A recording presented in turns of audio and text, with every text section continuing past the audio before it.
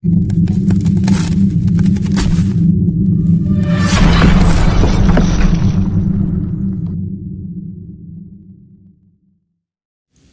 ini merupakan lanjutan kisah saat Sati memuja Mahadewa dan menaruh lingga Siwa di kamarnya.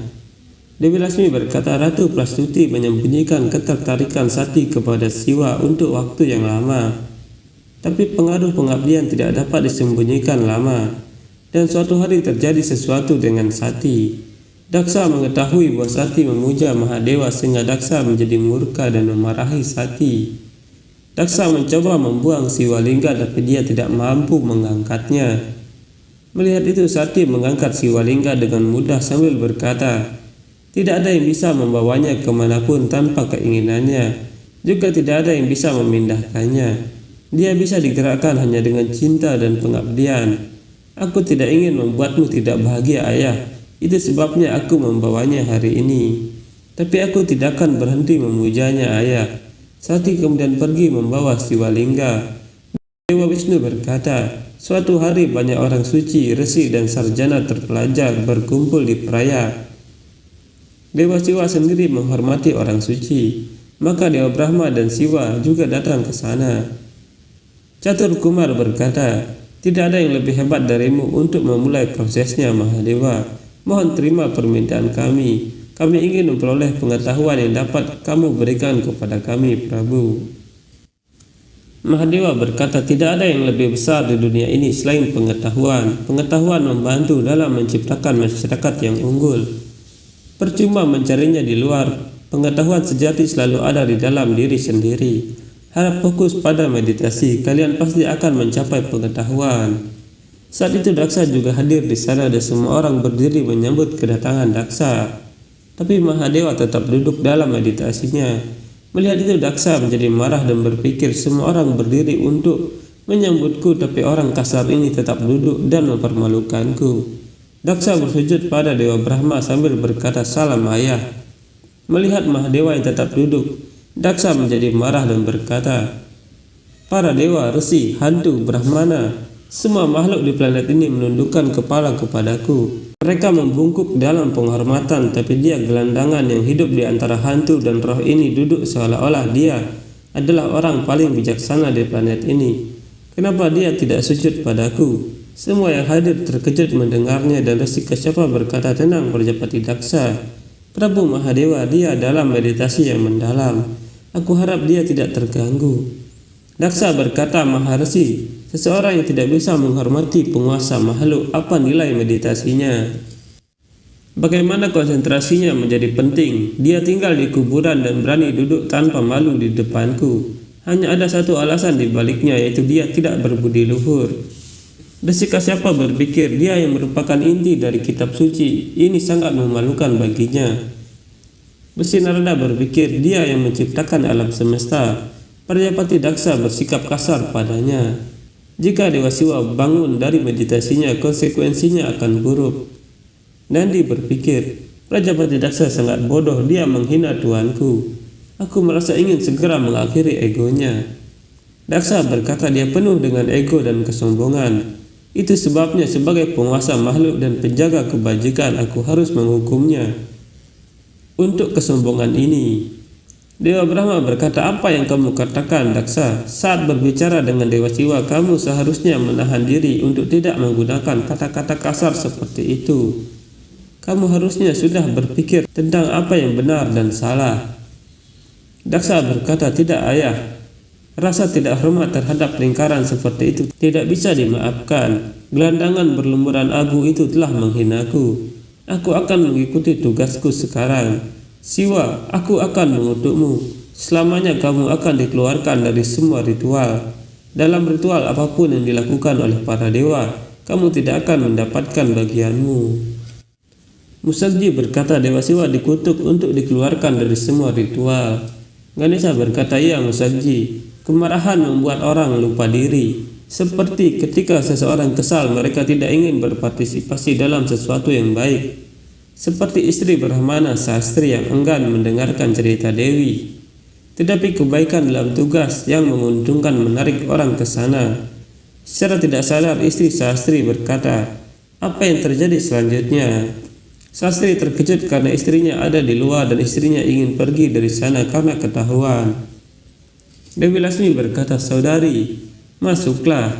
Istri Sastri kemudian masuk ke dalam dan Sastri berpikir, istriku ada di sini untuk mendengarkan cerita. Dia tidak pernah bertemu orang asing. Istri Sastri berkata, "Karena kutukan itu, apakah Dewa Siwa memenggal kepala Daksa?" Ganesha berkata, "Tidak. Dewa Siwa adalah seorang yogi abadi. Apakah ada yang menghinanya atau menghargainya? Itu tidak pernah menjadi masalah baginya. Jika ada yang penting, maka itu adalah cinta dan dedikasi para penyembahnya." Dewi Lasmi berkata, "Semua orang hadir di sana memprotes kutukan Daksa." Si Kasyapa berkata, "Daksa, apakah kamu sadar siapa yang kamu kutuk? Dia adalah Dewa Siwa. Dia adalah bagian lain dari sakti. Kekuatan kutukanmu berasal darinya." Dewa Brahma berkata, "Daksa, kemarahan melahirkan kebodohan dan kamu mengutuk Dewa Siwa. Kamu telah melakukan hal yang lebih buruk." Nandi berkata, "Daksa bodoh. Dia yang namanya bisa menyelesaikan ritual apapun, yang namanya bisa membuat segalanya tak ternoda. Beraninya kamu mengeluarkannya dari ritual. Dia menciptakan dan memelihara alam semesta. Semuanya menyatu dengannya. Kamu berani mengeluarkannya. Prajapati macam apa kamu? Kamu tidak menyadari kemuliaan Dewa Siwa."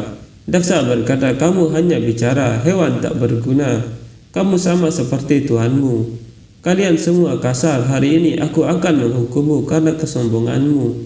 Mulai hari ini, kalian semua akan dikeluarkan dari kitab suci. Karena itu kalian akan selalu tidak berhasil dalam segala upaya kalian.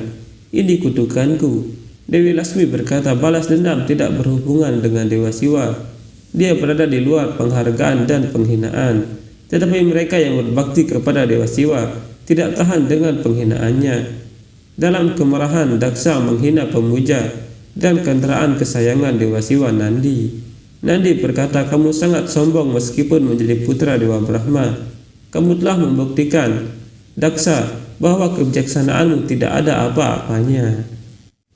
Dengarkan aku, Daksa yang sombong. Hari ini kamu dan semua yang hadir di sini yang tidak menghentikan Dewa Siwa dari penghinaan, kalian semua akan dikutuk olehku. Kalian semua akan kehilangan pengetahuan kalian tentang kitab suci. Selamanya kalian akan terjebak dalam kesenangan duniawi. Kalian akan menganggap surga sebagai tempat tertinggi. Kemarahan, kesenangan, dan kecanduan akan menjebak kalian dan membuat kalian menjadi pengemis. Kalian semua akan terjebak dalam hal ini untuk selama-lamanya. Kalian akan menderita di neraka untuk ini. Daksa yang sombong, mulutmu yang mengutuk Dewa Siwa tidak akan bertahan suatu hari nanti. Kepala kambing akan menggantikannya. Ini adalah kutukan seorang pemuja."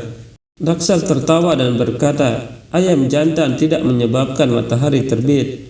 Untuk seseorang yang tidak mengikuti tugasnya, bagaimana kutukannya bisa menjadi kenyataan?" Sastri berkata, "Aku tidak pernah menyaksikan pengabdian seperti itu atau mendengarnya." Dewi Lasmi berkata, "Kemarahan Nandi yang meningkat membangunkan Dewa Siwa. Dewa Siwa tidak tahan dengan penghinaan pemujanya. Dia keluar dari kondisi meditasinya. Konsekuensi dari kesombongan yang ditunjukkan oleh Daksa ini ditakuti oleh semua orang yang hadir di sana." Dewa Brahma berpikir, apa yang akan dilakukan Dewa Siwa? Daksa seharusnya tidak mengganggu Dewa Siwa. Kuharap itu bukan bencana. Mahadewa bangkit dan mengambil trisulanya. Mahadewa berjalan mendekati Daksa sambil berkata, "Kamu marah padaku karena aku tidak bersujud padamu. Tapi aku tidak tahu harus bersujud kepada siapa. Mahkota emasmu, pakaian sutra halus yang menghiasi tubuh dengan permata, ada pada jiwa di dalamnya." Daksa berkata, "Jangan tidak sopan, Siwa. Tubuh dan jiwa tidak terpisah." Mahadewa berkata, "Tapi tubuh, pakaian, dan permatamu duniawi, Daksa. Tubuh menjadi abu setelah dibakar, tetapi jiwa di dalam tubuh mengambil bentuk baru. Jadi beritahu aku kepada siapa aku harus bersujud." Daksa berkata, "Oh, kamu mencoba membingungkanku dengan dualitas tubuh dan jiwa. Kamu berdebat denganku, tapi aku akan menjawabnya. Kamu harus sujud kepada jiwaku, Siwa." Mahadewa berkata, "Tetapi jiwa adalah bagian dari setiap atom ciptaan ini. Jiwa di dalam dirimu ada di dalam Dewa Brahma, di dalam diriku dan di dalam Nandi juga. Apa artinya ini? Kita tidak terpisahkan. Aku adalah bagian darimu, kamu adalah bagian dariku. Tidak ada dualitas. Kita semua satu. Jadi Daksa, haruskah aku bersujud padamu atau diriku sendiri?